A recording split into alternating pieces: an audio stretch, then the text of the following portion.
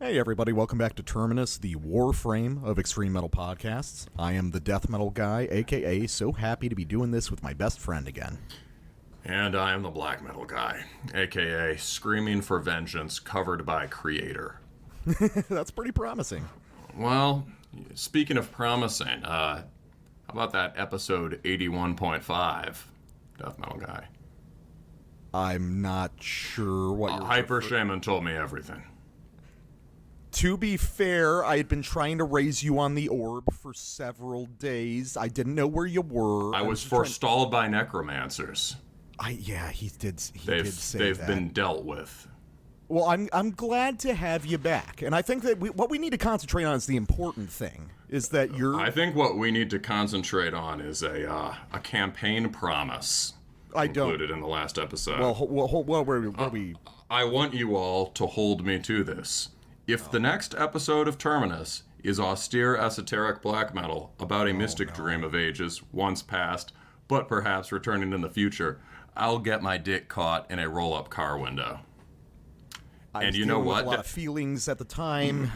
You know what, death metal guy? Oh, why? This episode is about austere, esoteric black metal about a mystic dream of ages once past, but perhaps returning in the future. Oh no! Oh God! Not the 97 Sentra! Oh no!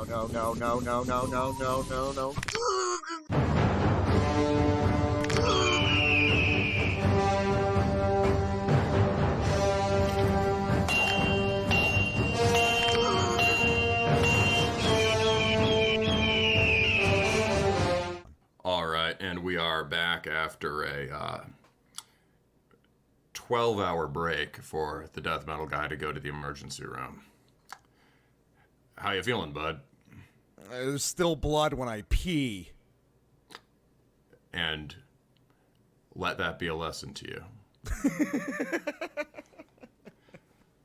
So, glad you're okay, bud. All right, let's get into it.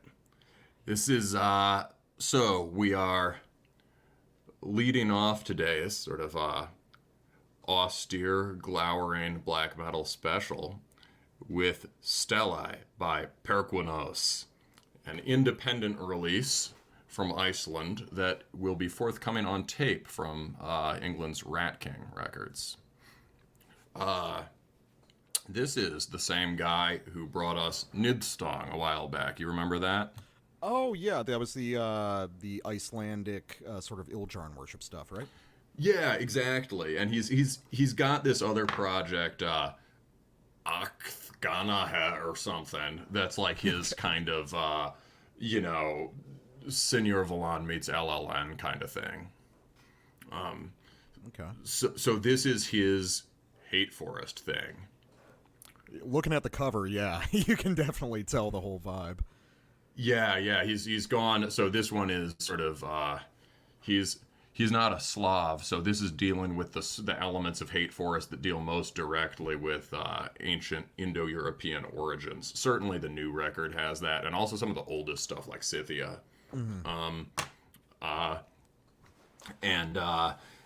It's Stelae being the great sort of stones raised over burial mounds. I think at one point you can hear him say, "Stelae raised over tombs." Sort of like a proto-rune stone. And so this guy is this complex of it's classic sort of dude from the punk scene doing black metal stuff, right? You have a set of worship projects, and you're like, each one of them is dedicated to trying to like nail the manner of a specific set of songwriters. And he did a damn good job on Nidstong. Like a good sense of what makes Iljarn heavy and how it lines up with stuff like Darkthrone. Yeah, it did seem a lot more legitimate and authentic than, like, for instance, a lot of the Americans that have tried to do the same thing. Yeah, so you'll find the same attention to detail here. You can hear him sort of experimenting in all these different styles and sort of mastering each one as he goes. So this is his, this is sort of a Hate Forest-centered project. Let's start with the title track, Stelae, just from the beginning, and you will immediately hear why this guy. It's a style that's quite difficult to imitate, right? And very few people do. You can hear exactly how he nails it here.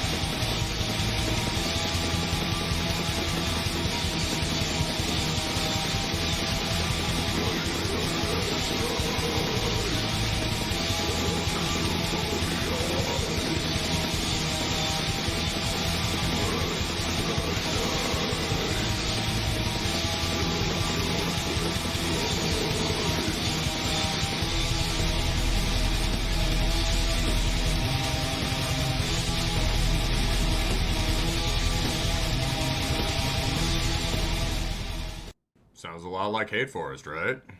Yeah, it does, but with certain essential differences, I think. I mean, in that, I'm really just talking about the second riff.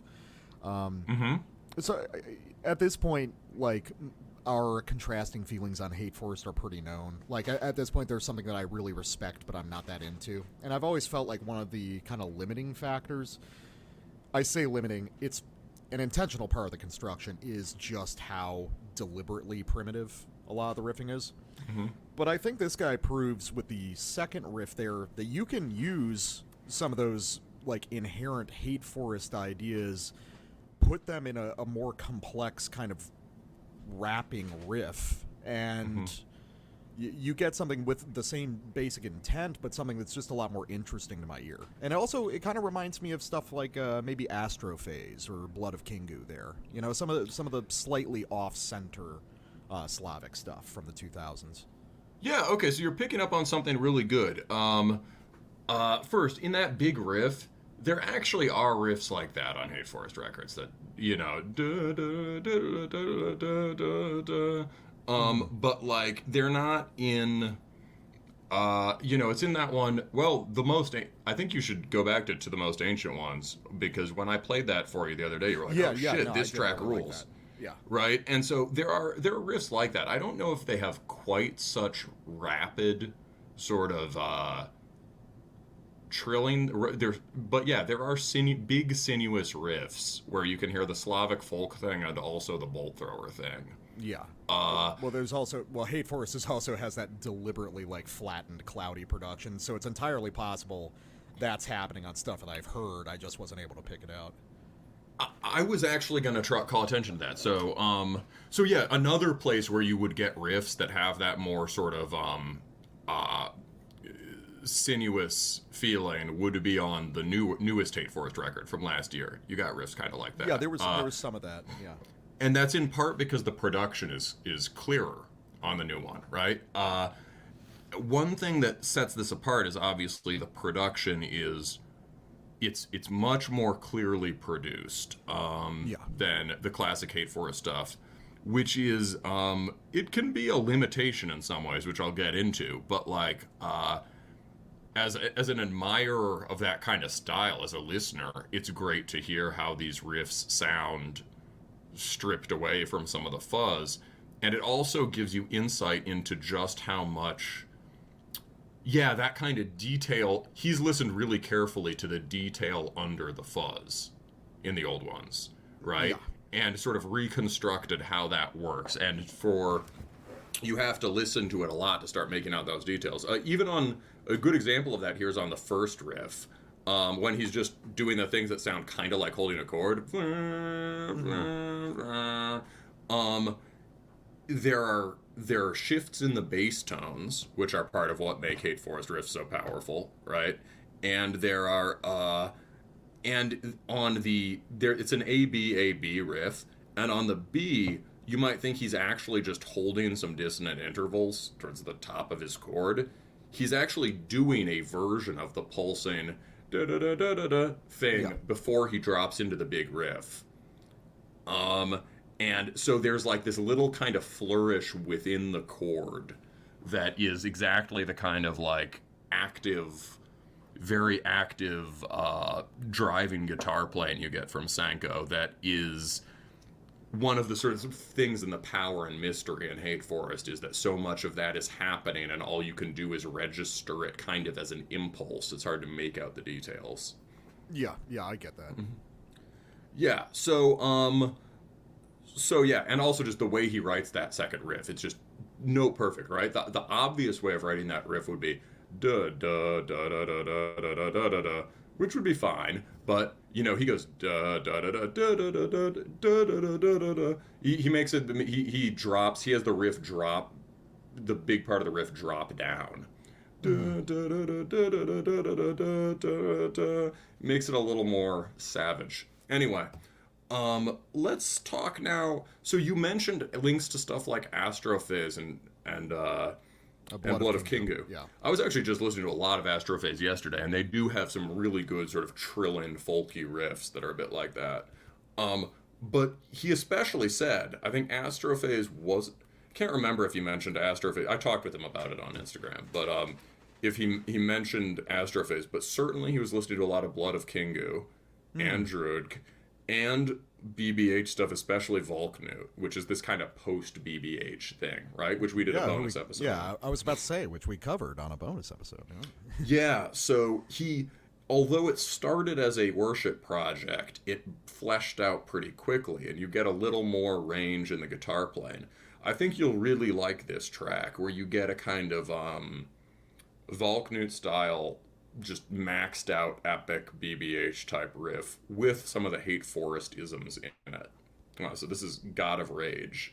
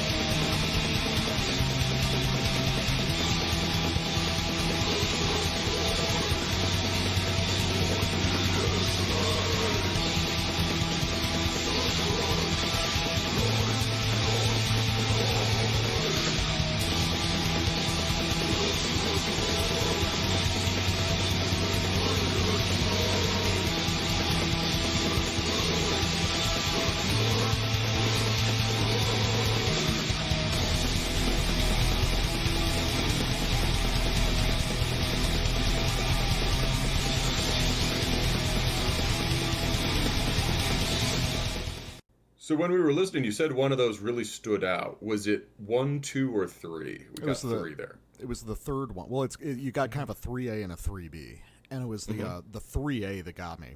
Really like the first two, but the 3A one is something that's wholly outside of all the stated influences that we've been talking about. There's something unique going on there.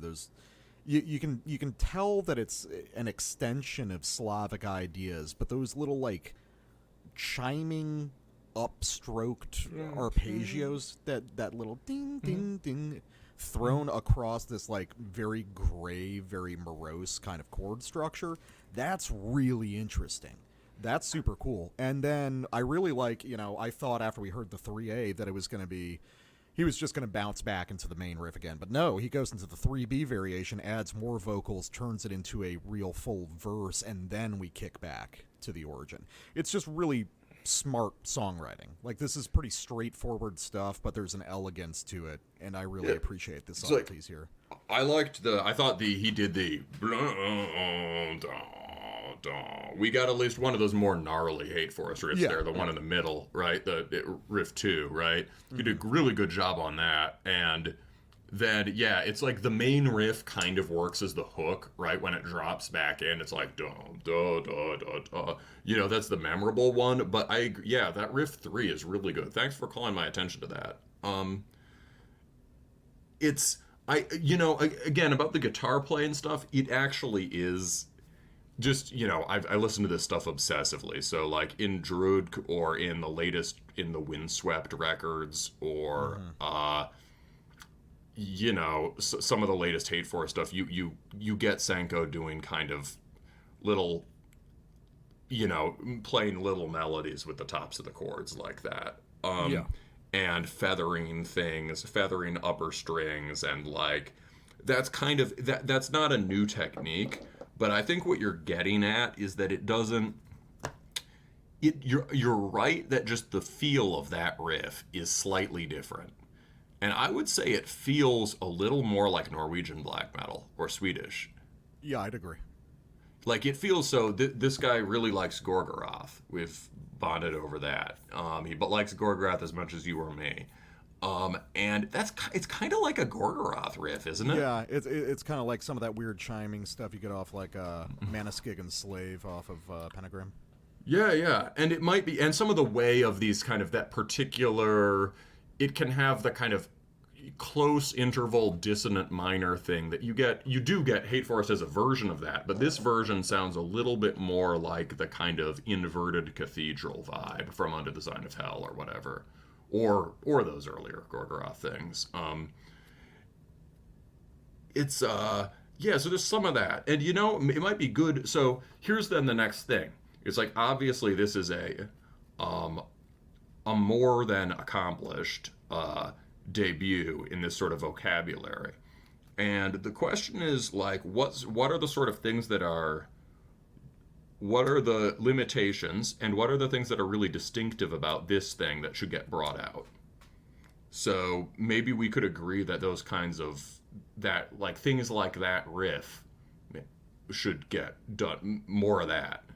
I think that maybe the thing we're seizing on is, the finding this midpoint between Slavic and Old Norwegian second wave is a territory that's sort of been accidentally explored by stuff like Gorgoroth, sort of before Slavic black metal was even established. They're kind of forming a midpoint between those ideas, but what's it like when you go back and explore that liminal space consciously? Yeah, Olvir does it a little bit, but they're not really... The ideas they're getting from the Norse stuff is mostly just like, Swedish blasting war.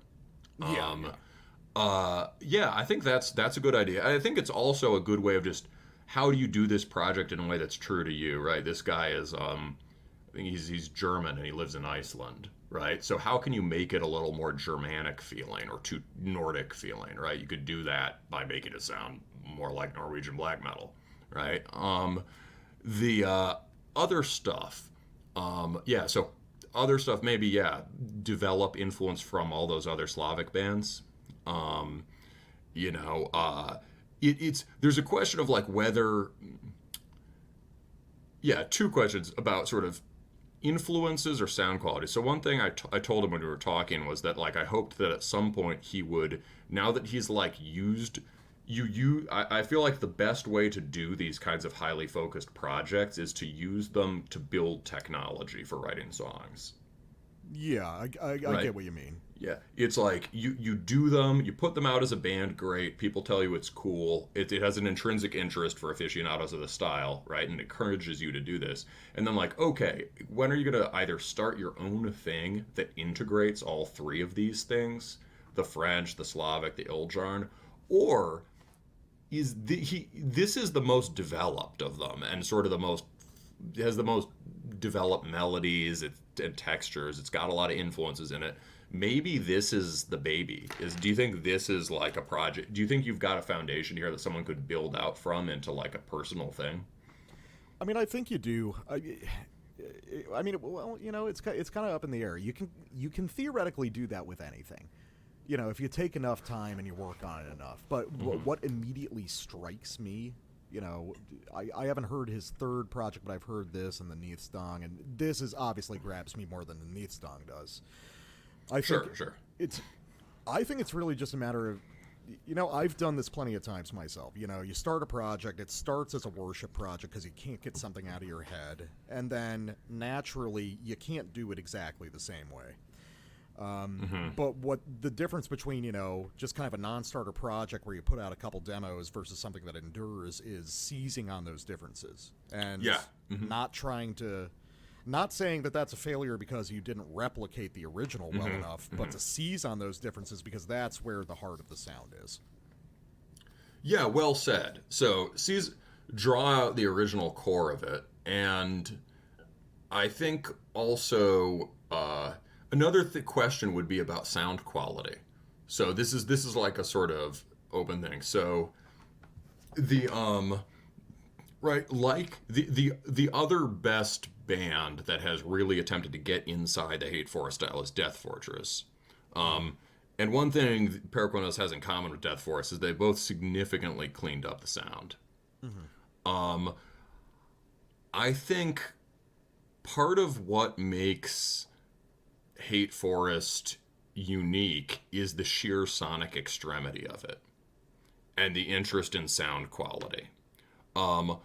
Certainly on the latest one, Sanko has made it clear that he never saw Hate Forest as being just about being burly and fuzzy and sort of inscrutable, right? But on the new one, he's more interested in sort of like, he's still really interested in sound quality and kind of like jangly string instrument like tones and in a sort of meshing of different kind of strings in his playing. And it really reveals him as a player. And the songs are still structured in weird, difficult ways, often. I think this needs to be less accessible. You know what I mean? Like, it's very listenable right now, and they're closer to normal black metal songs. I feel like it would get some more of that extra spark. It doesn't have to be over the top in the same way Hate Forest is over the top. Maybe it's best if it isn't. But there's got to be something here that makes it really extreme, right? He does a great job with the vocals, but they're not like in your face attacking like they are in Hate Forest. And the performance on the guitar is great, but again, the guitar sound is just it's a vehicle for the melodies. The sound doesn't have its own identity yet in the tone. The place where there's something distinctive and extreme happening here is that sub bass? There's something very strange going on in the bass frequencies, and I'm not sure what it is. So on my headphones, I didn't pick that up at all on my headphones or speakers, but or at least on my buds. But now I'm listening on my big headphones when we do the show. And, you know, in that first, it was especially clear in God of Rage, in that first sample, you have the first riff that's the sort of like droning chords, and you have the regular Hate Forest drone, which is just coming from the low, you know, the lowest string on the guitar or whatever, right? And then there's this basic, it's almost like a sub-bass drop, like you'd get in a slam song or something, there's just this big womb and this whole other register of the sound comes in when the double bass kicks in, and that second riff comes out, and he uses that also on sorry, not God of Rage, I was saying Stelae, the previous track, and he uses that somewhat here too. But like, what the fuck is that massive bass drone sound, and can you do more of it? Hail! This is Brandon from Cromlech, and you're listening to Terminus.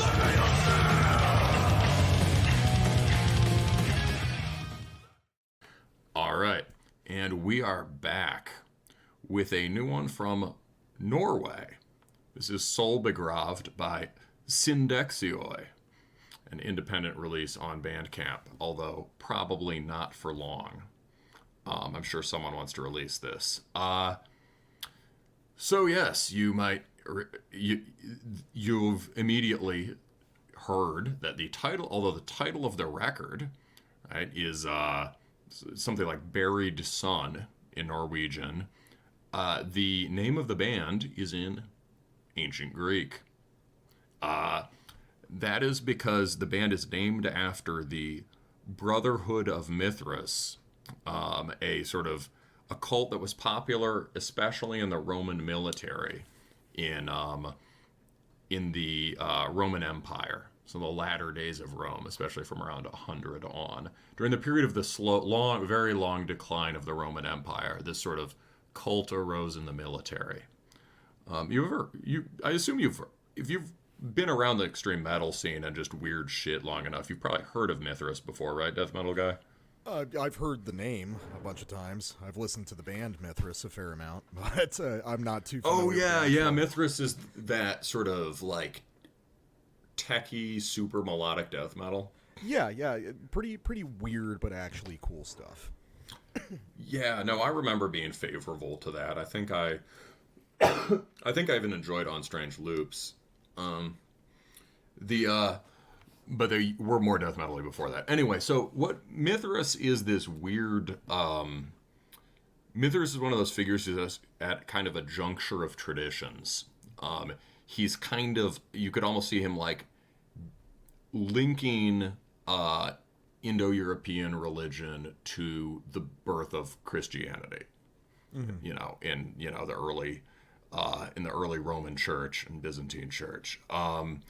Because it's this kind of, it's loosely derived from the figure of Mithra in, or Mithra or Mitra in Persian, right? Who's a god, sort of a sun god of sort of law-preserving sovereignty, sort of like the god of the stable, healthy norm, if that makes sense. Mm-hmm. Sort of the good king, right? And he's linked to the sun. But somehow that gets transformed into this figure for the Romans, who becomes this sort of god of soldiers. But he's still a sun god, but it's like the militant sun.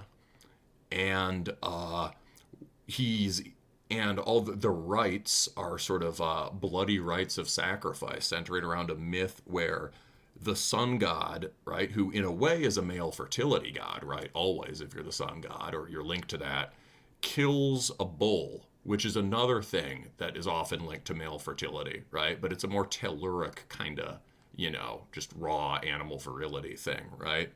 And so you get this, you get this sort of radiant solar male deity who's, linked to a myth of, death and rebirth, right? The slaughter of the bull and rebirth of the god or whatever, right? The sun sets, the sun rises. It's like Deezed Balder, right? So he's kind of, and, because it's a cult, right? That means they're really focused on the worship of one god, right? Not that they wouldn't believe in the other Roman gods, but there's this like movement sort of towards monotheism. And although the early Christian church had to repress Mithraism because it was a direct competitor, you could see it as very influenced by it. So it's this kind of historically pregnant kind of thing that's interesting to people who take a very long view of tradition and how things mutate over time. So it's kind of fitting that there is a Mithras-themed project by a Norwegian. And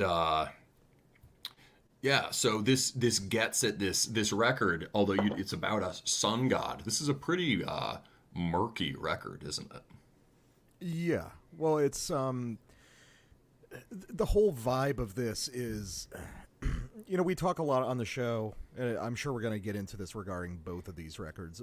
A lot of black metal, if you want to call Syndexioi black metal, is about, recreating or sort of embodying, these long forgotten traditions and mythos, but sort of in real time, like right now, reincarnating it.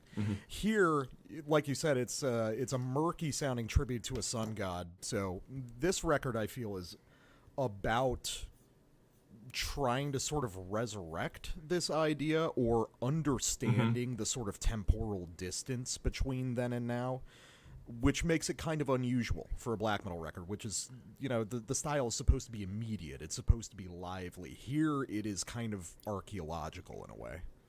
Yeah, archaeological. I like that.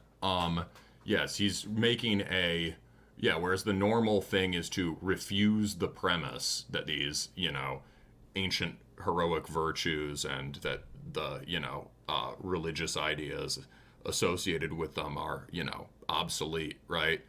This is dealing with that problem of like, okay, well, how do you allow these things to return across time? It's kind of like somber and reflective, and it really taps into the Mithras myth in a cool way, as in you're dealing with this sort of ancient, very mysterious cult that sort of disappeared almost as fast as it arose, and the cult has to do with this sort of basically the night side of sun worship, right? The sort of the dark side of that, and with the resurrection of the sun. So the question is, how do you resurrect the cult of the dying and living again? How do you resurrect this cult that is itself about the cult of resurrection? Yeah, makes sense. Yeah, it's I was getting tangled in trying to in the layers there, because it's there's a really the fit is so close and so apt that once you start putting it into words, you go into tautology. But it's about resurrecting this cult of rebirth. And he put it really well in his own notes on this. Nostalgic meditations on a brotherhood long lost, its features eroded almost beyond recognition. A handshake like cold marble, the faintest reverberations of an ancient whisper. And you see that in the art, right? There's a lot of like bull's blood red, and it's all shadowed, right? Sort of mottled and shadowed, and obscured. So this is, it's already conceptually sophisticated, and I love that idea of the handshake and marble. Like you're striving after this direct contact with, like membership in a brotherhood beyond time. It's but yeah, so luckily, in addition to the really cool concept, the music certainly conveys this and is pretty damn cool. So we have different ways of getting at this, but probably converge around the same thing. What did you make of it? I like this. It is difficult to describe. The thing that I'm going to keep coming back to that it approximates that most people are going to know is summoning. It's like summoning. It's heavily based around these kind of martial drum loops, these guitars that aren't necessarily centered, although they are more here in summoning than in summoning, and I'll talk about that more. Lots of kind of important synths and electronic effects that are guiding melodic voices that aren't just there as, kind of flat octave harmony stuff. But where summoning is, all about this this incredibly vast space, exploring Middle Earth and everything. Syndexioi is what happens when we compress this down into this weird little rough-hewn, rocky ritual chamber underground. And for music like this, for music that's constructed in this way, stuff like that, these little differences in atmosphere and the whole gesture of it, and timbral differences, stuff like that, mean a lot more than they might in a more conventional metal record that isn't quite as focused around the same things. Yeah. So I don't know summoning well at all, right? And I've listened to some of the big hits, and I'm like, yes, these are great, but it's not really my thing. We have a mutual friend who says he's always said summoning is kind of a martial industrial band, right? Yeah. It's not really trying to be black metal, and I would say this record seems like a very successful attempt to merge like black metal guitar technique and certain kinds of black metal aesthetic values, like something being driving and hypnotic, or and having some gut level power and push to it, to merge that with kind of song structures and ways of constructing a song that are a lot more like martial industrial.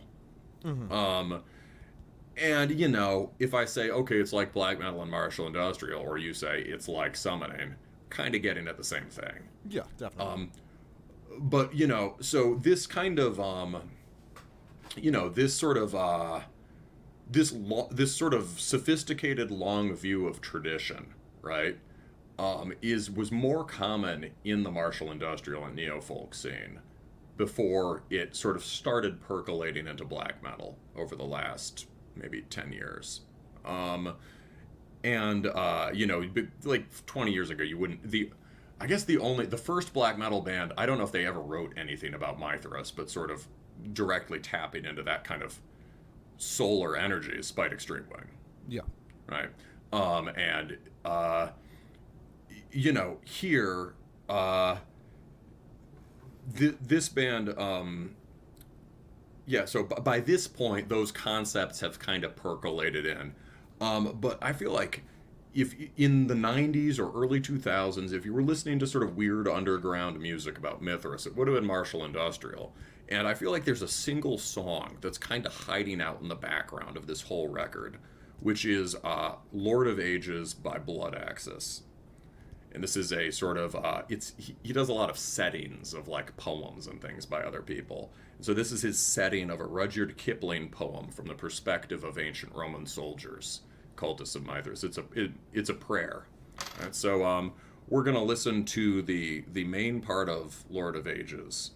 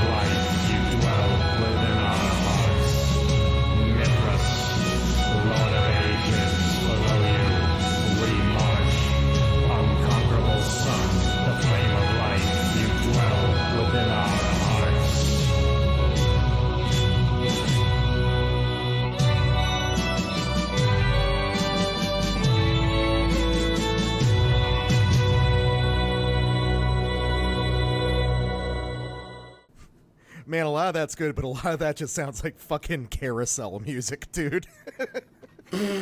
Yeah. Like, I like the main melody. That's cool. That's just Age of Empires music. That's tight. But when he does like the chorus part, dude, that's not acceptable. I'm sorry, dog.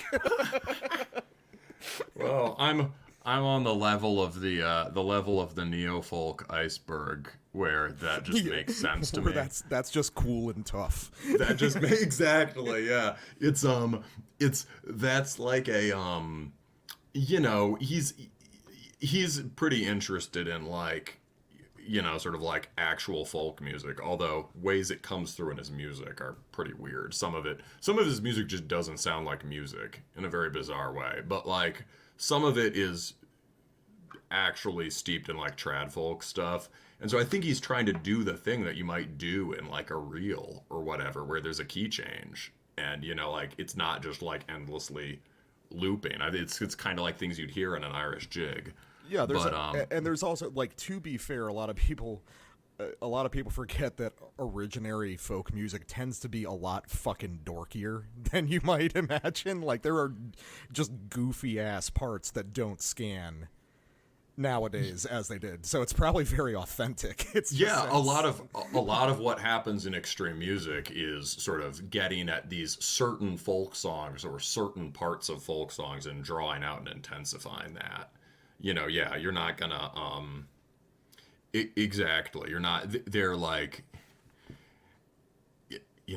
there isn't you're not gonna find like, if you attended a concert of Polish folk music, it's not gonna sound like Graveland. Yeah, right? I think that is a point of confusion for a lot of people, though, Yeah. Yeah, like maybe, and when you hear him play folk music in Lord Wind, it doesn't sound like folk music, it sounds like Graveland. Yeah. Well, I mean, we've talked about on the show people's understanding of so many things, and folk music in particular has been flattened out by movie soundtracks and video games and shit. So yeah, and like Darkin is one of the best people at translating actual folk music into metal guitar, but like he's translated it. Yeah. He's made it into viable metal riffs.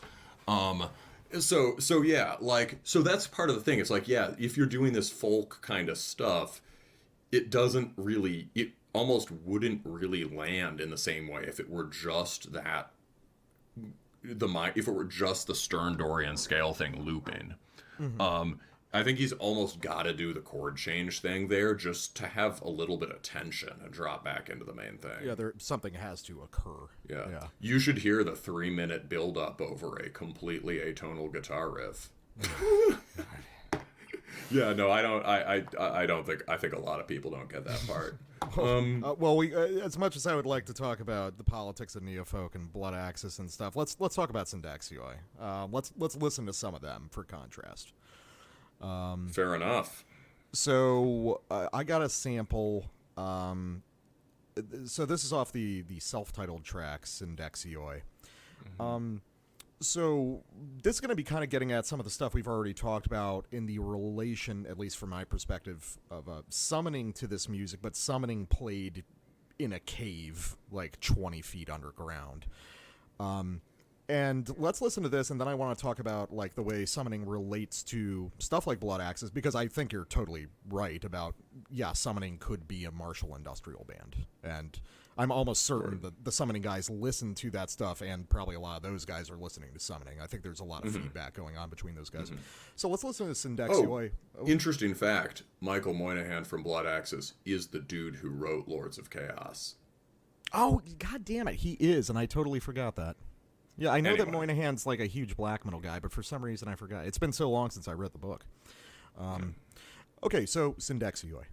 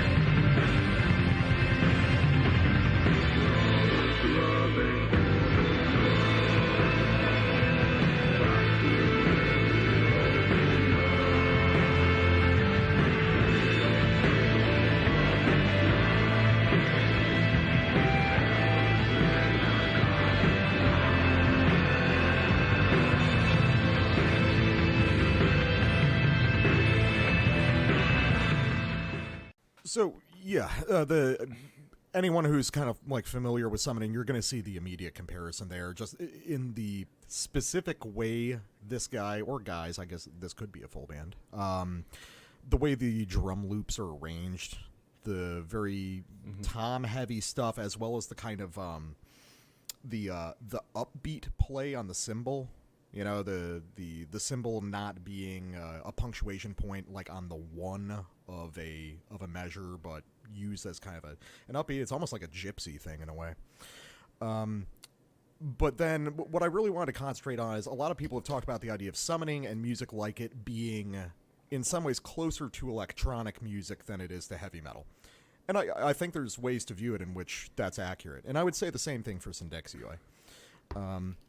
So what I really wanted to get at was, yeah, structurally this is like summoning, but the aggregate effect is completely different. And why is that? Well, it comes down to differences in production, the very claustrophobic style of production, the timbre of everything, you know, this kind of like fuzzy, kind of blown out reverb, almost like 70s psych tones, you know, here and there. So these kinds of details, production, timbre, stuff that really has to do with just like the elemental sound of things, tends to be something that's overlooked in metal because metal's not really about that. But if you see this as kind of adjacent to electronic music, it makes sense that that is a really major part of what makes this stuff work. Yeah, and they're very, not only are they kind of like, they're very warm tones. Mm-hmm. It's very murky and subterranean, but very warm.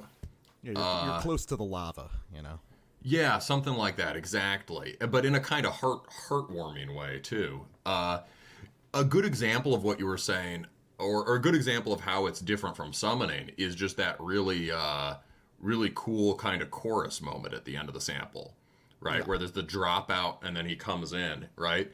It's not a big choir effect, and it's not this sort of like rousing sing-along thing, right, that you get in summoning, or even more so in like Kaladin Brood or whatever, right? Mm-hmm. It's he has a great, fully worked out melody delivered in kind of just a sort of solemn kind of bass or baritone, and it is buried in the mix, so much so that you might almost miss it the first time. And he's very comfortable having things just be that a more metal record might shove out front, having them just be buried in the mix for people who are paying attention. Mm-hmm. There are also harsh vocals on this, but they don't crop up very much, and they're just like a bonus. He does growls, kind of like a Terminus, which might be a reference point. And that's another Norse band that was kind of interested in Hellenic stuff and classical stuff. But had a very warm low end guitar tone. Yeah. But yeah, so kind of he does growls, but again, they're just there for the people who are paying attention. They just add a bit more oomph and aggression. Yeah, I mean the vocals here are honestly they're so sparse and they're so pushed in the background. They're really just kind of used. They're used like a synth patch or something. You know, they just plug in occasionally. Yes, and the thing is that he's nevertheless taken the time to like write cool choruses, but they're just in there, and you mostly hear the chorus as an effect of the guitar and the synth. Also interesting there, I could pick up on this more with the big headphones, right? The only places he's doing tremolo picking throughout the record are in these kinds of interstitial parts where he introduces darker or more high tension melodies. And in those, he's always drawing our attention away from it to the synth. Yeah. Well, I mean, the focus... There's actually some dissonant trem riffing happening there. It's just working purely as a harmonic contrast for what's going on over it. Yeah, the riffing... Well, that's something I'll touch on more later on in the review. But what else you got? Yeah, so let's go to Clad in Tyrian Purple. And we'll talk more about, how these songs are structured and all that. and maybe where he's getting some of the riffs. I don't know. We'll see what we'll talk about. We'll listen to this one. Just loosey goosey, you know. We'll see. Yeah, this is the first full track on the record.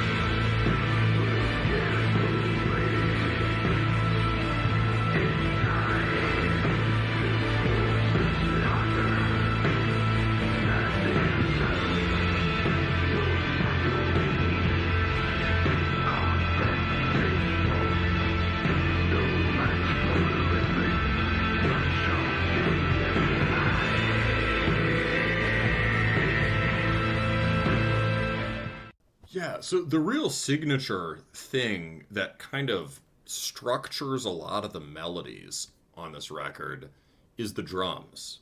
Mm-hmm. And he's got a signature drum beat, right? This kind of staggered thing. Dum, da, dum, da, dum, da, yeah, dum, da. And there are variations on that all over the record. Is that like a... Do you get that? Is that also a characteristic beat on Summoning? That one specifically, no. I would say the one that I played in my first sample, that was like super characteristically Summoning, mm-hmm. with kind of the you know, the war toms and the off time symbol. Mm-hmm. The rhythmic ideas are kind of similar to some Summoning ideas, but they would mm-hmm. use different voices on the drums. They wouldn't execute it like that, I don't think. Yeah, this is a lot more austere.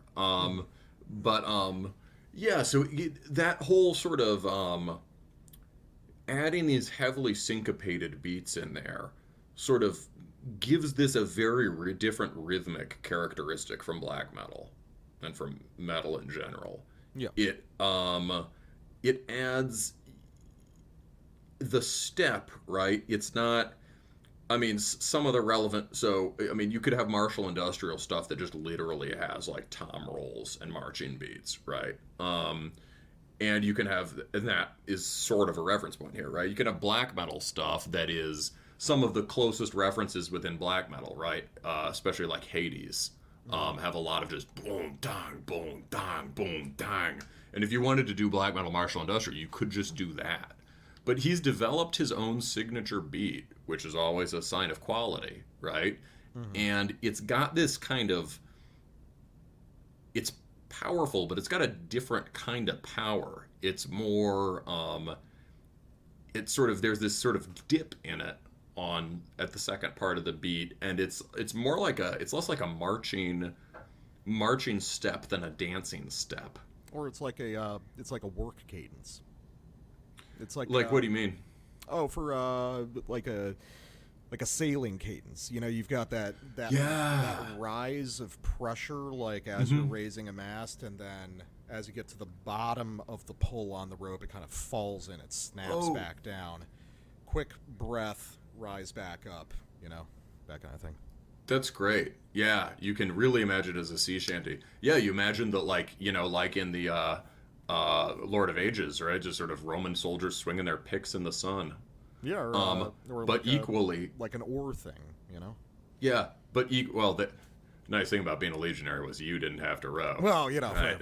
that's Viking shit, right? Vikings are the sort of the DIY. You know, the DIY jack of all trades approach to Vikings would have their own like zine about veganism. Like they'd have their own like you row your own oars, right? You know, row your own longships. You know, unlike degrading Roman slavery, we just make our slaves farm and do shit like that. But yeah, yeah, we row our own damn boats to kill people and take their shit, and enslave them. Not like these Roman snowflakes. Yeah. Now, if you pay attention to the Romans, yeah, geez. Okay, so but seriously, like I really like that idea of a working cadence or a dancing step. You imagine you could see if you look on the sides of Greek vases or Roman vases, right? You can see a lot of people, you know, like people running around to the side of the vase, but if you look carefully, they're dancing, right? Yeah. There's this kind of high step thing. And, you know, you could easily imagine dudes down in the sort of the cave, the Mithraeum, where these sacrifices might have taken place, right? Sort of just like with little sort of like tympanums or cymbals and flutes, just doing this sort of like slow hop step around, you know, around the shrine or whatever. It's a sort of, and it's a light-footed heaviness. So that sort of pulse-based rhythm is, I think, something that sets it apart from the more rigid rhythmic forms, really kind of in both of its influences, in both of its parent genres. Yeah, I can definitely see that. Yeah. All right, so another one, Bound in Oath. You wrote in the notes that I got the banger on this one, so I knew I didn't need to sample it because I knew you would. Yeah, you predict my samples very well. Well, I guess this is kind of like the biggest moment. This is kind of the climax of the record. Yeah. And there's a couple more things that I want to talk about centering on the riffing and the identity of Syndexioi as a heavy metal band and what kind they might be.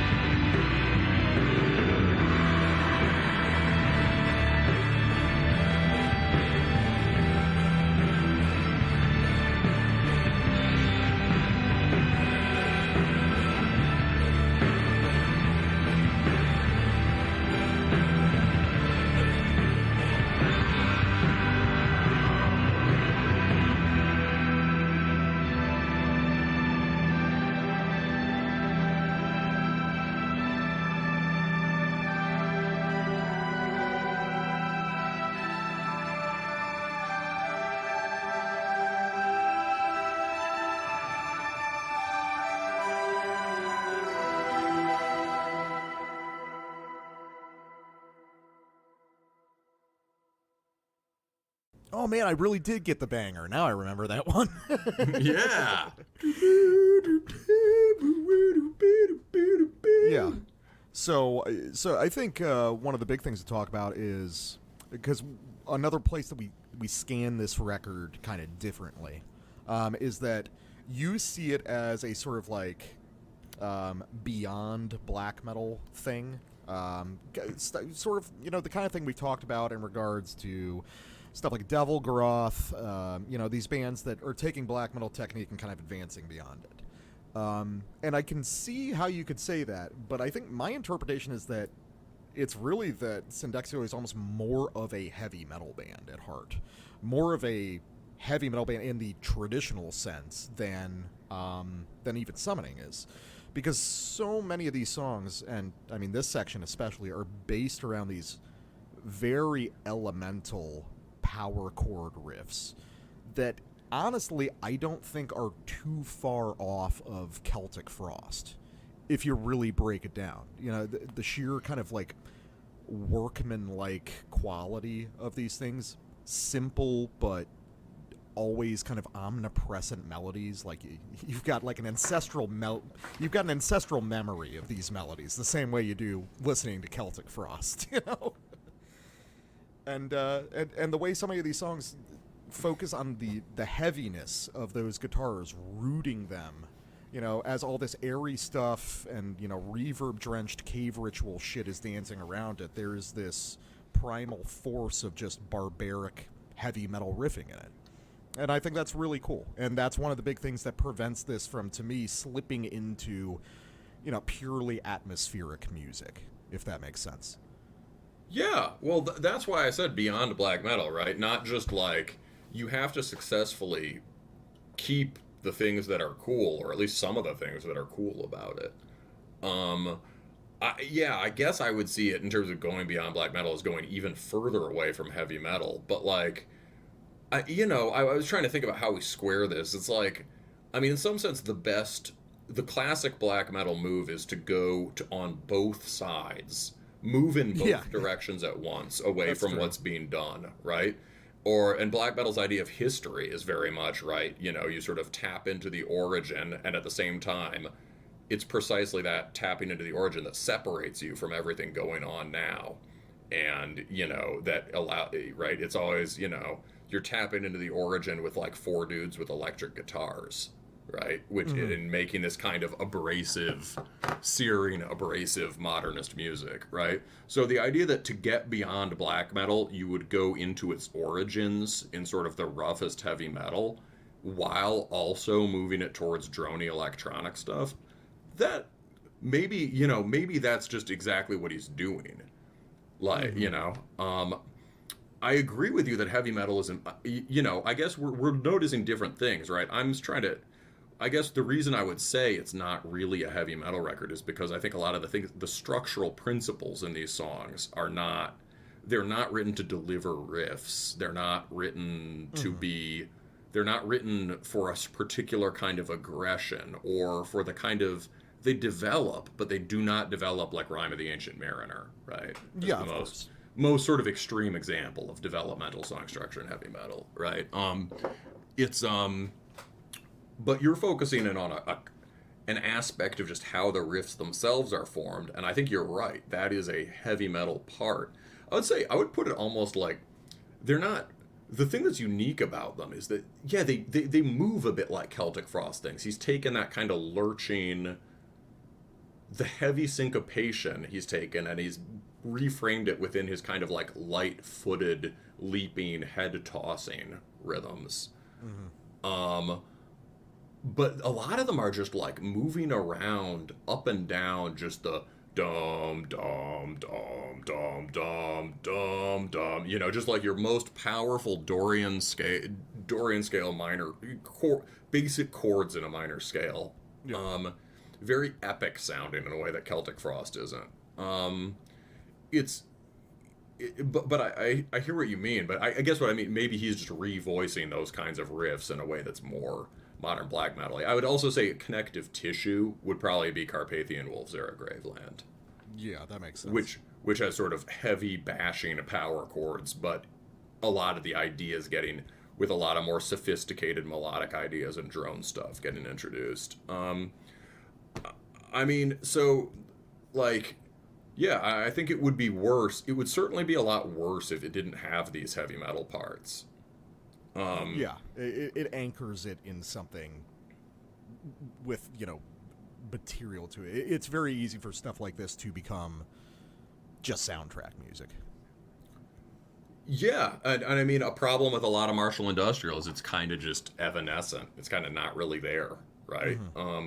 Which is ironic for the kind of mood it aspires to, right? This keeps the driving and sort of physical aspect of, you know, extreme guitar music, or just heavy metal. So let's say it also gives him a spectrum to work within, right? He's working on one level on these long, sort of deliberately samey songs with these kinds of dramatic inflection points in them, and building up all these crazy layers of really worked out synth lines and feedbacking guitar and stuff. On the other hand, he can just write a really solid riff, or really good riff, with like 4 chords, right? And do heavy metal stuff. So by the record has this structure where we move towards the last song, the title track, right? Sort of Buried Sun. And it's only here that he starts to sound like a Norwegian black metal band.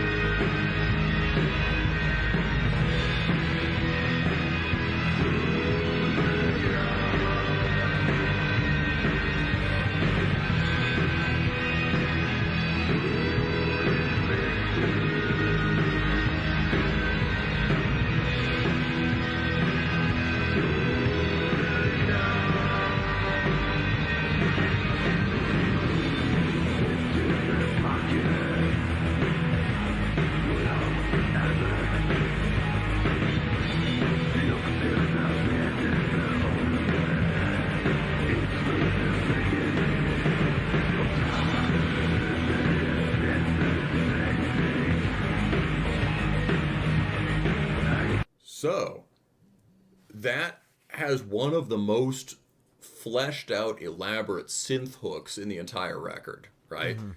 Just this awesome, like, flourishing melody at the end. You know, I can't even remember the beginning of it.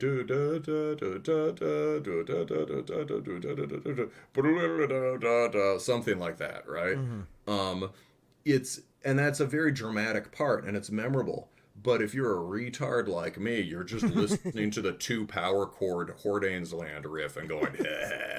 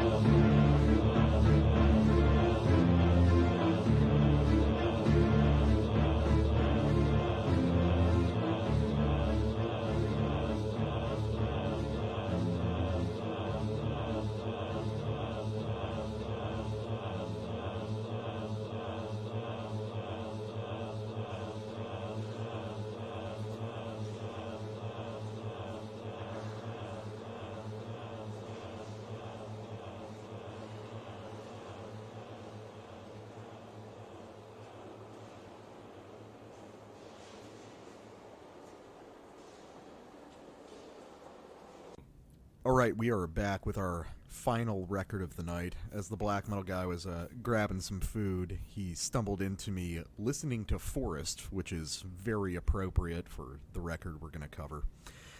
This time we've got the second full-length by Vladduh, titled Spirit of Triumph, an independent release.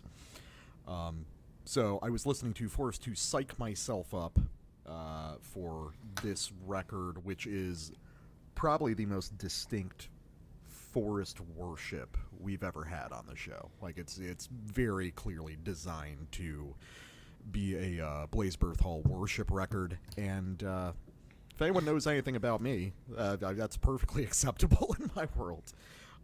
It's kind of funny, the joke we always have on the show that you listen to the most boring black metal that I can't stand, which is funny because Forest might be my favorite black metal band, full stop, and they're arguably the boringest black metal band of all time. But we've been talking about you're the one dude that knows all the weird BBH stuff, but you haven't listened to that much Forest itself, right?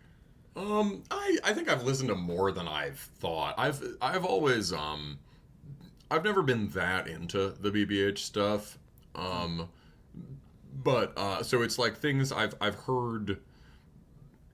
I think I've heard more Forest than Brannicle. The only thing I've listened to, we were talking about this before. I think I've listened to a lot of a later Forest album. Yeah, I think we were talking about As a Song in the Harvest of Grief, right? Yeah, As a Song in the Harvest of Grief. I've listened to that a lot, and I think I've listened to what's for Dooming the Hope. I've listened to that one a fair amount too. That one's my favorite. So, and I think otherwise, but like in terms of what I've lately been listening to the Raven Dark record a lot, and that is really good. Yeah, that's weird BBH. That's deep cut BBH, and then you get really weird. Then you get into Wotan Solve. Wotan Solve is extremely weird. That's difficult music. I thought the Raven Dark was going to be more like that, but it's actually just very carefully.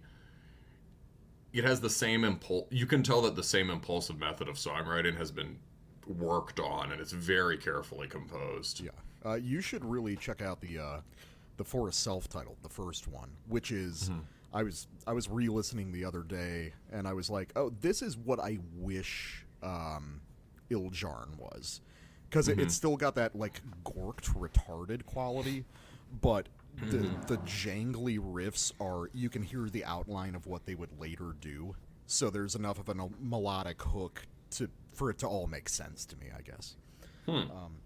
So you might like that a lot. But anyway, Vladduh. So do you think that's basically the take here, is like, based on what you're hearing, this is pretty much Forest and Brannicle all the way down, right? I would say it's deeply, deeply informed by that, which you can see even in the cover art. However, I think there's another. It hits the ear pretty differently from those to me.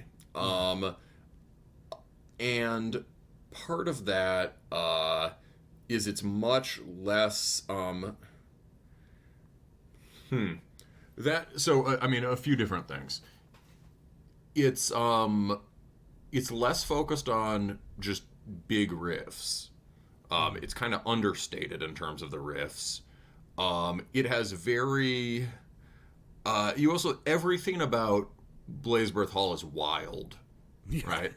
Like, it's just some of the most, one of the ways of getting the closest to purely instinctive music, and this is more controlled, would be like, isn't the right word, because that makes it sound like they've taken the wildness and tampered it down, right?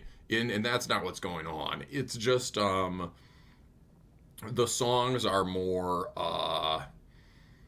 they're clearer. There's more clarity to this. They're more disciplined. There are there's a clear division between songs there is the musical tones. Just Blazebirth stuff can be very fuzzy, but it's usually kind of abrasive. Yeah. in terms of its sonic quality, and there are always these like cranked up rattling drums, right? These sort of like kind of slowed down blasts that make it a bit like Yljarn, right? This doesn't really have that. There's not much attack to this music. It's kind of, as we'll get into this in my first sample, but at first it sounds strangely gentle in a way that threw me for a loop. On repeat listens, I like it more and more. I think I've got an idea of what maybe one of the other ingredients in this is, but would you want me to just go straight to a sample, or maybe we should listen to some Forest for a reference point for people? Yeah, let's do some Forest as a reference point, and then that'll give us a baseline of the immediate comparison, and then we can talk about where it diverges from there. Right. So we'll listen to, this is, for those at home, I love that phrase, for those of you at home, for those of you in your car right now, if you've heard Forest and you're not like a BBH obsessive, this is probably the record you've heard, which is Like a Blaze Above the Ashes, their second record. Kind of the first one where they really established the Forest sound. So we'll listen to the first couple minutes of the opening track on that record called By the Roar of Hammer's Call.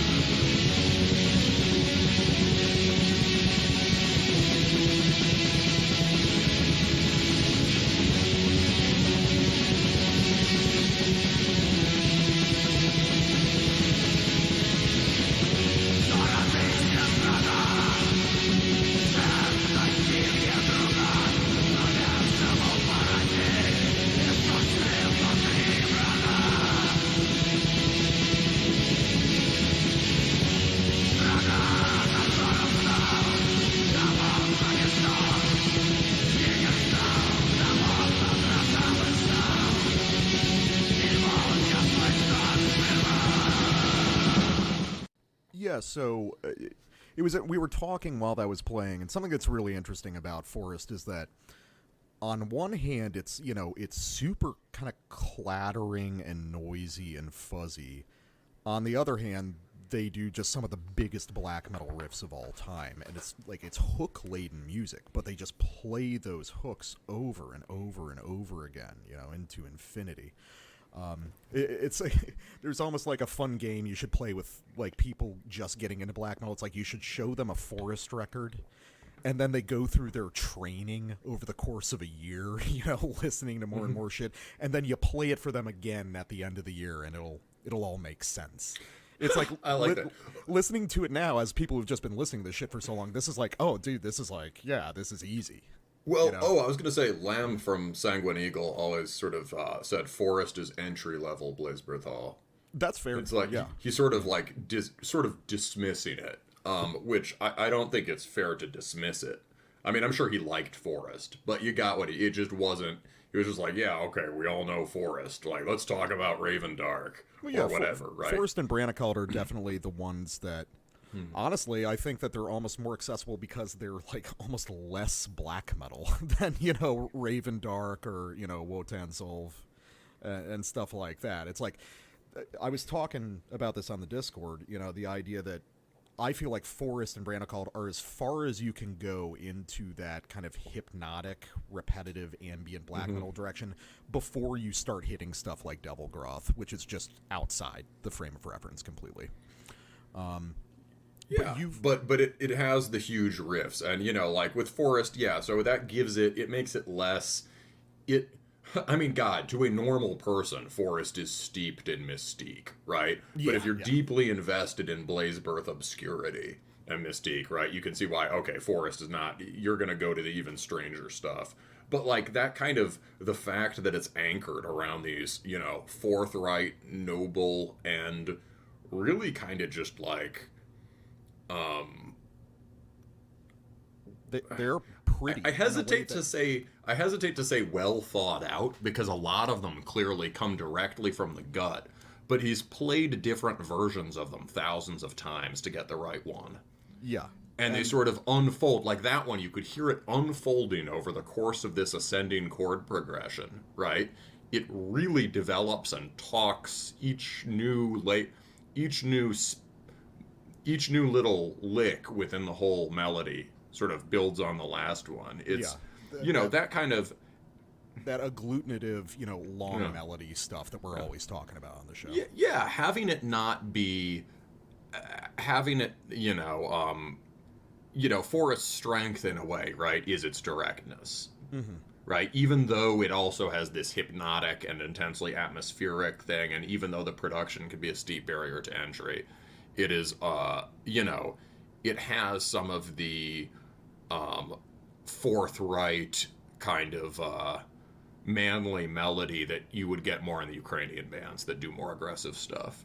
Yeah, and like I was saying before, it's like the thing is it's just pretty, but without the kind of like baggage that imitating bands, all the post-black bands that do nothing but rip off BBH but won't admit it. They've glommed onto the pretty parts of it without understanding that the savagery is like what makes it. So there's an entry point for this record. Yeah. So the Vladduh, the Spirit of Triumph is, it seems like somebody making something that speaks. We've talked about a lot of ways of people trying to do atmospheric black metal right? And there are a lot of different approaches. You can do stuff that you can make it a lot more aggressive or difficult. You can make the atmosphere stranger or weirder.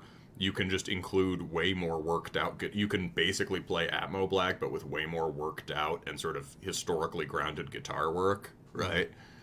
This is something like to produce the thing that Atmo Black people imagine their music sounds like, to give exactly that kind of effect of sort of serene, hypnotic, but majestic music that is highly listenable and can be, and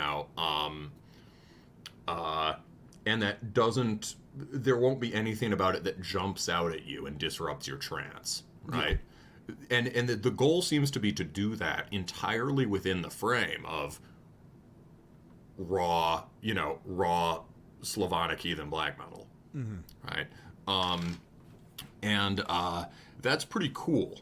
But I was definitely thrown for a loop when I first heard it, because the first half of this record, these are two songs that I would say on this record, the songs run together intensely, but when you go back a second time, you start to realize, oh, this is the song with this riff, this is the song with that riff, this is the song with that riff, and they actually all have pretty distinctive moods. It's just hard to tell where one ends and one begins. And so the first two tracks, Sunrises with Blood and Thule, which all together comprise 11 minutes, those blended together to me at first. But throughout the whole of that, I was like, this does not make me think of Vikings. And you'll hear why in a second.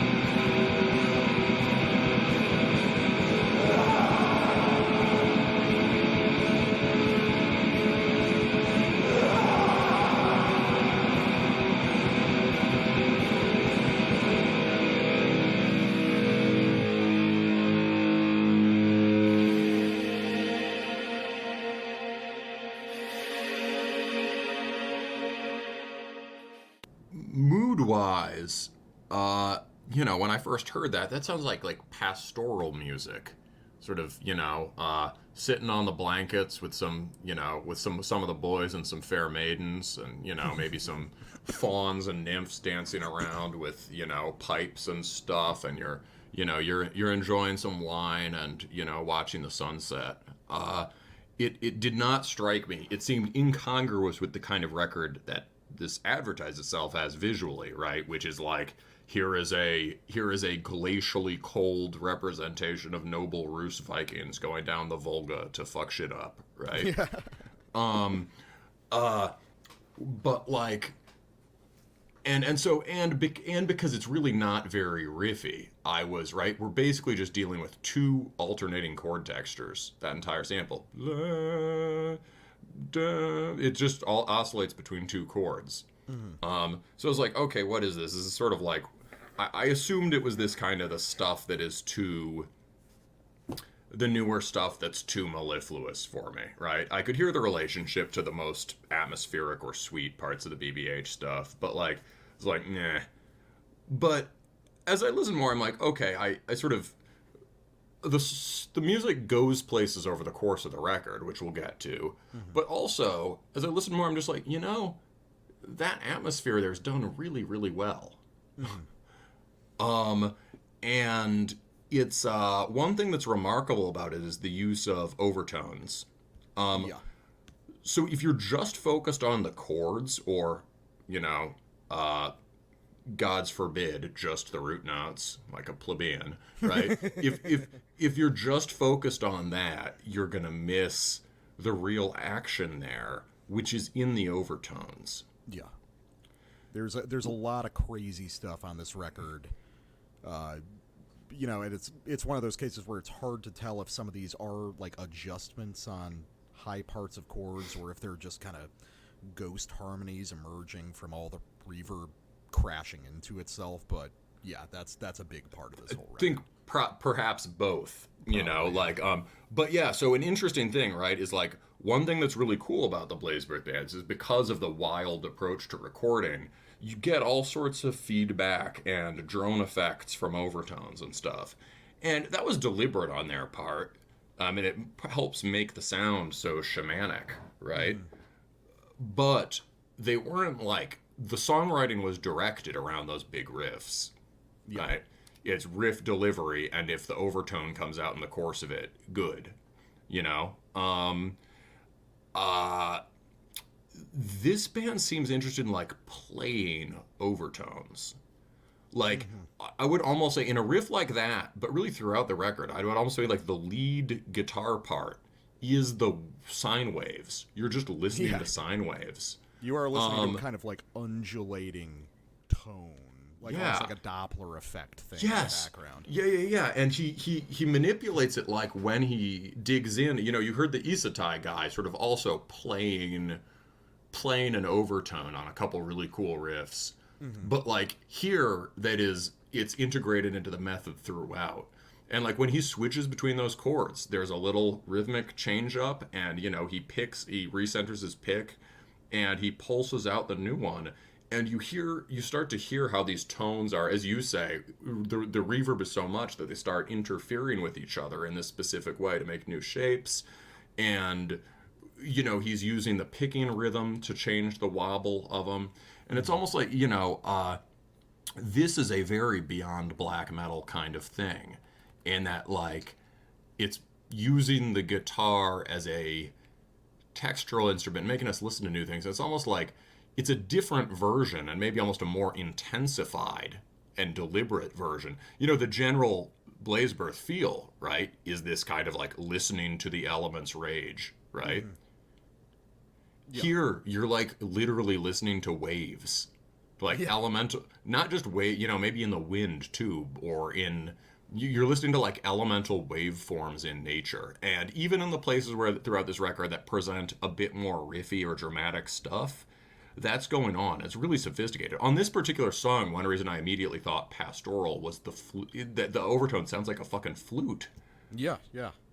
And it's got that gentle kind of comforting sway to the whole thing. Speaking of the natural world and listening to it, let's listen to Seeds of Deeds. So we'll talk a little bit about structure and the things that I think this guy really gets about Forest that most other bands don't.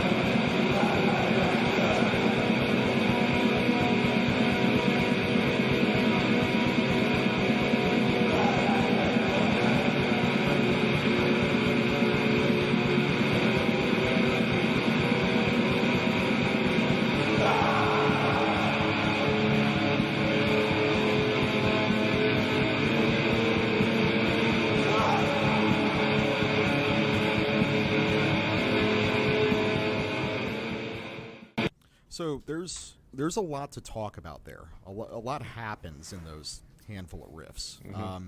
So this is basically a 3-riff song. It keeps coming back to the A riff, and then basically everything that happens is about how the A riff interacts with the B and C riffs. It does it in a few different kind of rhythmic configurations, but that's the bulk of the material here. The A riff is absolutely just a Forest kind of phrase. And then the other stuff is, revolving around BBH ideas, but probably kind of from the weirder end of that scene. And something that I really like about this band, and something that's very important to Forest and Branicall, probably all of BBH, as a term of art, when we talk about music, people talk about things being organic. And they use that to mean, like, smooth and contiguous. Flowy. Yeah, but they also associate those sounds with, organic in terms of the natural world. Not man-made. Yeah. And the thing that Forest got about the natural world, and the thing Devilgroth got, and the thing Vladduh gets, is that, not everything in the natural world is flowing and contiguous and, easy and smooth. Sometimes, rock slides happen. Sometimes there's avalanches. Sometimes gravity pulls something enormous down. And the way sometimes animals die exactly sooner than you would expect. Yeah, and it's like, and the way these monolithic riff blocks crash into each other, there's no effort made to provide a smooth transition. They are clearly part of the same thing, but there's no need to, I'm going to do a nice little fill on guitar and that'll smoothly transport you to the next one. No, sometimes in nature, things hit each other really hard. in that, in the transition to that breakdown that we heard, where there's a dropout of the drums or a dropout of the blasting, and we get that sort of thing that's a little more like maybe you know, maybe some of the weirder Blazebird stuff, or maybe just like a Hate Forest riff, that Yeah. That right there, weird that's slinky thing. Yeah. with all sorts of interesting harmonic stuff going on behind it and sort of straining against it in some ways. That is a dramatic harmonic shift from the very smooth noble Dorian scale thing of the main melody, right? Yeah. The main melody is like a deliberate. Okay, I'll get back to the main melody in a sec, but that sort of breakdown, we were like I was saying when we were listening to it, it's like that could have literally been on the Syndexioi record. Yeah. I mean, honestly, that riff could have been on that Perkwunos. Yeah. True. These are very. Yeah, this is a very This episode is just as cohesive as the episode we shall not name. But the so yeah, it was actually like it reminded me of that specific part on Syndexioi, that the title track that you picked as our first sample, where there's this kind of just in where the trem comes in exactly in this sort of tense, mutable interstitial stuff. You get this more dissonant trem stuff. It's a very similar move, and these bands are, I think, approaching similar kinds of ideas about turning black metal towards electronic and textural music without compromising on the basic black metalness of it, or the basic metalness of it, or whatever you want to say. Yeah, no, I agree. Well, it's like, well, then it's always a question of intent. I think Syndexioi probably has more intent behind it. This feels more impulsive, the Vladduh. You mean like in terms of its genre ambitions or whatever? Yeah, I think this is sort of like the Blazebirth Hall stuff, a very happy accident of, you know, getting to somewhere very weird with sort of standard black metal technique, and Syndexioi kind of has bigger ambitions beyond. Syndexioi is deliberately using compositional forms and techniques for writing that are outside of black metal. This is a black metal. The parts that sound like keyboard on this probably aren't. Yeah. Right? And the songs have much simpler structures. They are, as you just say, these big blocks, which either sometimes seamlessly flow into each other, but often just sort of cascade, often just sort of crash from one to the other, right? But let me also talk about that first riff.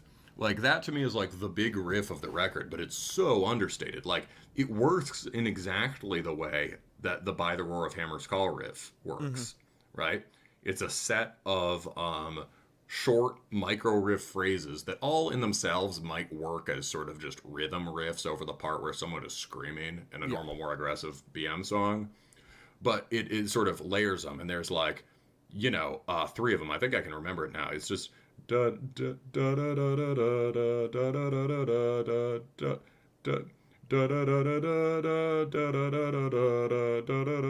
da. And that was when I heard that. That's when I perked up, because it's so subtle. Like, that is not. Those are really typical intervals for this style. It doesn't have any of the massive movement of root notes that you get in By the Roar of Hammer's Call. It doesn't like stretch out at the end in that way. It just sort of rises a little bit, goes back down, and it really, really works. And you can hear the way that each of those phrases has been composed, right? When we're on the root note, the thing is fluctuating. It's all based on those little wobbles between neighboring notes, right? When we're on the root note, we wobble up, right? When we're on the when we go up like that, it's still wobbling up because we ascend.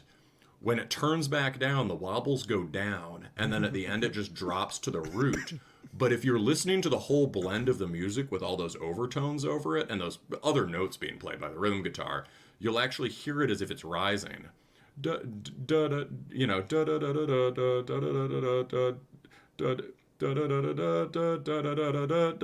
like what you hear, but that's not what it does. Yeah, there's I think there's some very strange like guitar layer stuff going on throughout this. Like it's like, and everything, the guitars are kind of buried in each other. So I think there might be like more than 2 guitars. I think there might be a third slipping in and out periodically. Oh, the fabled third guitar. I've noticed that's a classic Terminus thing. Is sometimes we'll hypothesize a third guitar, and sometimes we'll be right, and sometimes we'll be wrong. Yeah. Sometimes we're incredibly wrong, and it never ceases to blow me away when we are. It's just like, to which I always want to like email those. Well, how the fuck did you play it, dude? Show me tap this shit for me. Oh, the guy from Totenbach. Yes, it's just exactly. like, no, I just play complex melodies with 6 strings at a time. But yeah, and so the other thing, it's like in that melody, in the way he shaped the melody, because he's using these sort of turns of Slavic folk melody that you get all over black metal like this, he's taken them to the most elemental basics. In the riff itself, he's creating waves. Just that little wobble. Yeah. Well, so we're going through everything sequentially. We got like there's like an intro and an outro, and basically 4 tracks in the middle.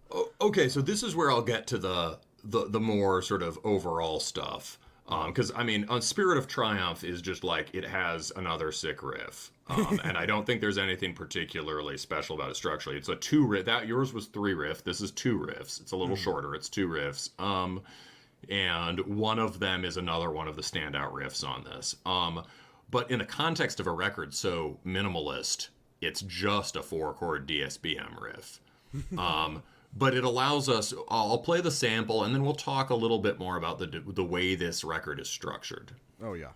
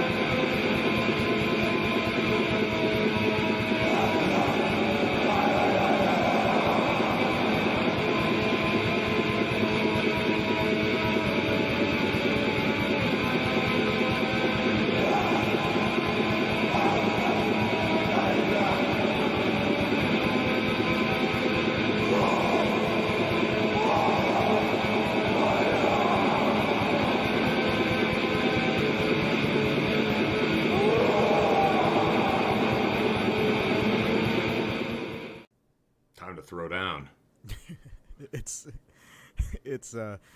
We got a comment on this guy's barbaric yawp that he lets out several times over the course of this. Just unhinged shout. Which should be all the vocals. Yes, it's really forward in the mix, and it distinguishes it. We're listening on the YouTube on the Meo de Gloria channel, who I should also credit. That's how I found Syndexioi on this guy's channel. Oh yeah, they're putting out a lot of hits lately. So. Yeah, and you found Vladduh on Metal Archives, but he also posted the Vladduh. And so shout out to that guy. He comments on the vocal performance being a lot more intense than the original one. Than the last record. In some ways, it's still not intense enough, right? Mm-hmm. The moments where he's just mixed way forward in the mix and just yells are awesome.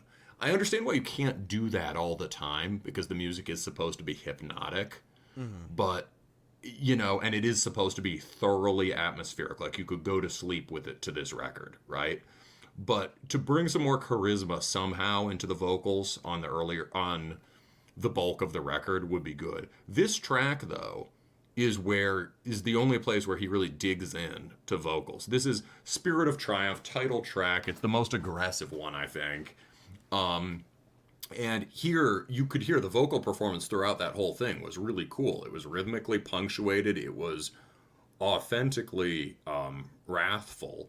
And, when he finishes at the end, he basically just does a mic drop, right? He's just like, whoa! The final heave, Yeah, he obviously shakes his fist when he does this. You gotta.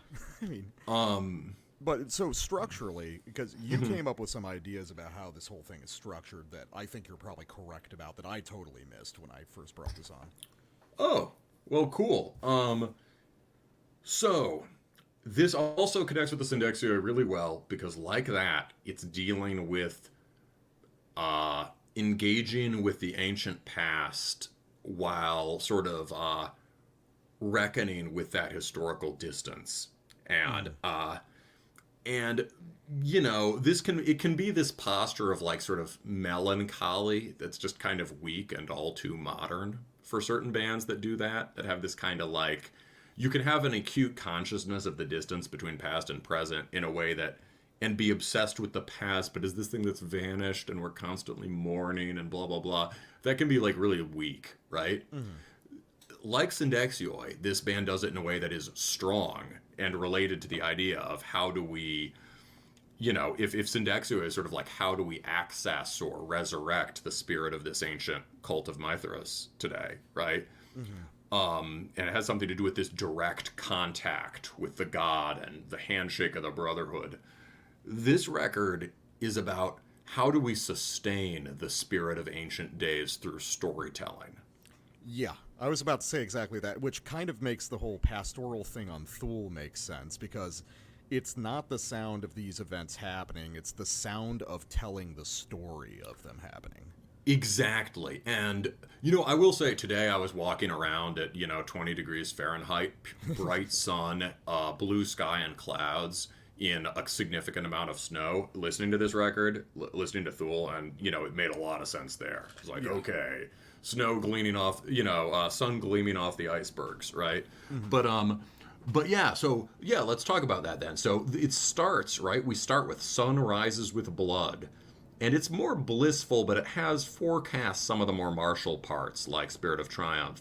And then we get Thule, and it's like the beginning of an adventure, right? You're at home, right? Your Rus Vikings are sharpening their swords in their Hyperborean fastness, and, kissing their maidens goodbye, and, maybe gathering some final flowers for the road.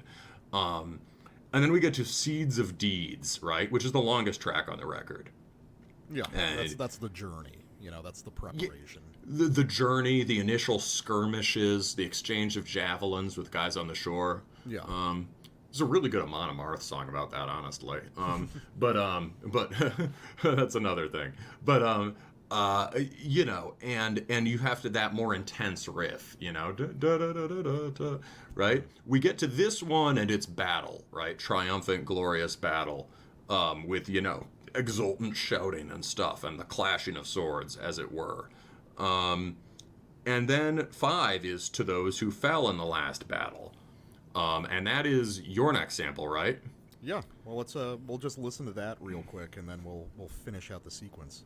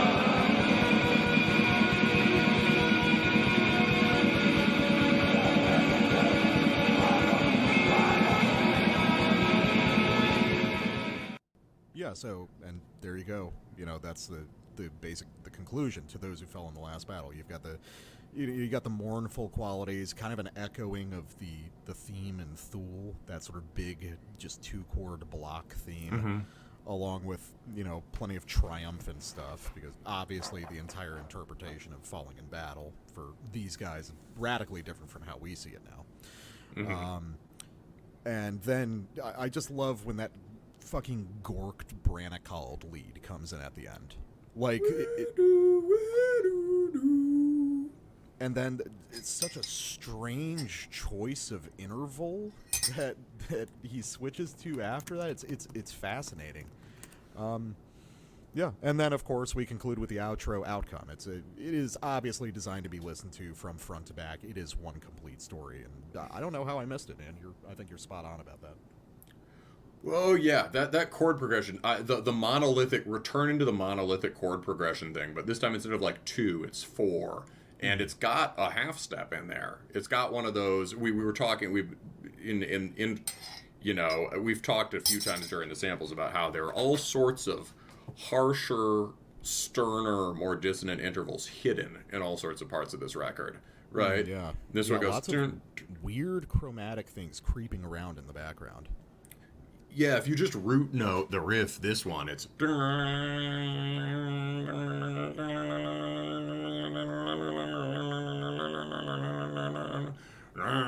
triumphant minor seventh, and then you just sit on it, right? Really cool riff. But about that weird gorked Branacald riff, I almost forgot this. The band that I think is really informing the idea of atmosphere here, and especially the more sort of these sort of like that kind of these more eerily beautiful parts or pastoral sounding parts. It's I think it's Belus by Burzum. Which is a record whose time has yet to come. Like, it was so ahead of it. It sort of forecast the turn towards more consonant melody in black metal in the last 10 years, but did it in a way that almost nobody has picked up on. And he makes use of overtones, but more than that, he makes use of just very simple, intensely layered riffs that have this kind of often this kind of exuberant or tender or serene thing, while also packing a lot of power in the root of them secretly. So like Glemselens Elf particularly, or Kilioheston, or some of the, you know, the final tracks on that record have this just sheets of guitar. There are at least 3 guitars on Belus. And that kind of little cascading sort of shaft of sun through the forest canopy melody there, like that you said, like is like a weird gorked Branacald, like that could be on Belus.